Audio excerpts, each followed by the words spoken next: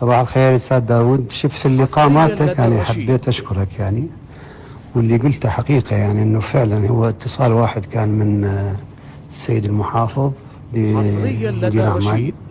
واعتذر منه بطريقة حلوة، وهو نفس المحافظ إنسان راقي كان، وقال له أنا أقدر الظرف، حصريا لدى واتفقنا له يعني رشيد. إن شاء الله مرة ثانية تكون.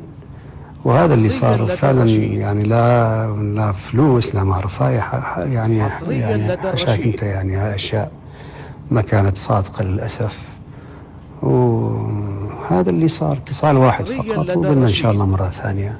لأن أنا حقيقة كنت عامل حصريا لدى أغنية أنا الرشيد. والأستاذ كريم. الأغنية كانت شوية فصحى، كنت أتمناها يعني شعبي حصريا لدى بسيطة مثل الرشيد. لون البصرة، وهذا للأسف يعني أنجزتها، بس ما مو حصريا لدى بهالمستوى اللي أنا الرشيد. أريده حقيقة.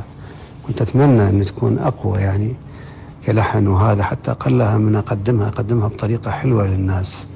فللأسف يعني حصريا لدى ما الرشيد. صارت.